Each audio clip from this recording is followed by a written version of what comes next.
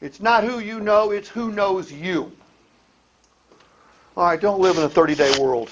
I wish I'd learned this a long time ago. Okay, we're in August right now. We're in the last week of August. We're busting our ass. We're going to finish strong, right? And then what happens on September 1st? Fall on our face. We start all over. But you know what? It's one. Look, the dealership does a financial statement every 30 days. It's categorized as a small business, even though it's a $300 or $400 million business. It's okay for the dealership to do a financial statement every 30 days. But for a salesman who runs through August and then starts all over in September, that is a formula for disaster. You have got to treat all your customers in August as customers for life.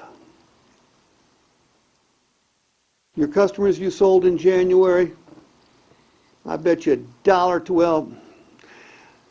Survey says all the people that bought a car a year ago in Evansville, of all those people, what percentage of them can give you their salesperson's name?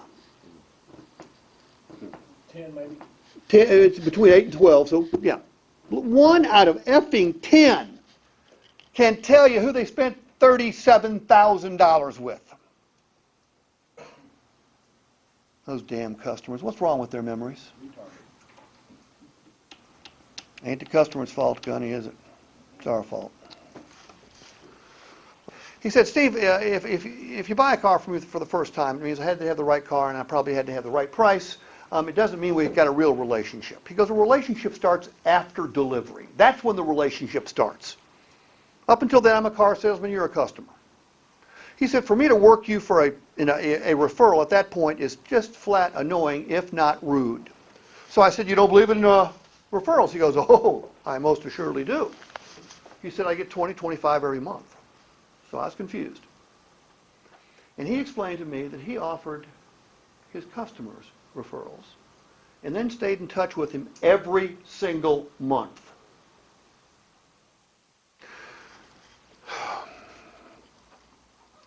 You want to become the most popular car salesman in Indiana. Certainly Evansville. Right now, I think the stat is in Evansville, 3 to 5% of the people are in the market for a car. That's it. What are there, 100,000 people here? 30, so that means there's 130,000.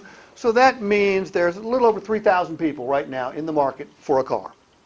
Okay? That's why advertising is so difficult to quantify. It's difficult to tell how it's working. Because there's only 3,000 people that are looking for a car right now.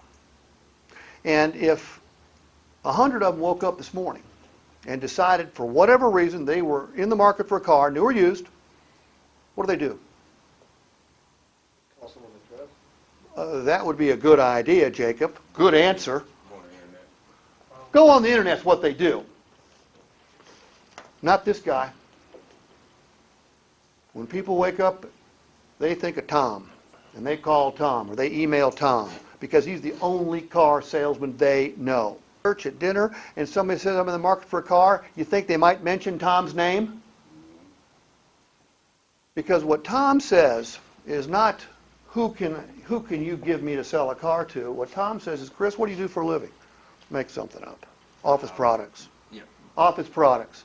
Well, here's what I'm going to do, Chris. I'm going to make note of that in my CRM here, and I'm going to make sure that anytime anyone's looking for office products, I send them to you.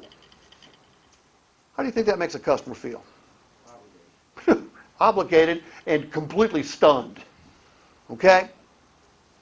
This is how you sell 57 cars a month. This is how you make $457,000 selling cars.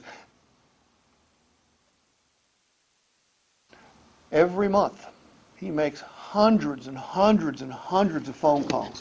By the way, if you dial up 100 people, how many of them are you going to get on the phone? 10 to 20. I think it's about 20. So 80% of the time you're going to get a voice message. Who knows what the voice message is that Tom leaves? Okay, you guys do? So a lot of these guys, have they seen the video? About half of them have, half of them have not. What'd you say to him? This is Chris Poston at Town and Country. No need to call me back unless there's something I can do for you. Yeah. This is Chris, your car salesman in Town and Country. Have a great day. Send an email. Says, just say the same thing. Now, are people going to get tired of you calling? Yeah, it's okay. Don't quit. Put them on a quarterly rotation. Just because somebody says, Jacob, quit calling me. I'll never forget you. Okay, Jacob, I'll call you every quarter. Well, I'll quit calling you every month. Yeah. But you know what? If Jacob's the only car salesperson I know when it's time to buy a car, or one of my friends wants to buy a car, do you think Jacob might go to the head of the line? Doesn't mean he's going to sell me every time or sell anybody else, but he's going to be at the head of the line. How many other salespeople in this town do you think are doing that? None would be the right answer. Make sure you know what your customer does for a living. If they're, not everybody are you going to be able to refer someone. I'm a fireman. Well, shit, I'll set a fire for you, sir, and by God, we'll get you some business. Okay? So it's not always going to work, but it's okay. Bill, if you get a call from a salesman who just says, hey, Bill, this is Steve, no need to call me back, just want to check and see if there's anything I can do for you. Are you mad? Hell no. Will you remember me? The answer is yes, you will.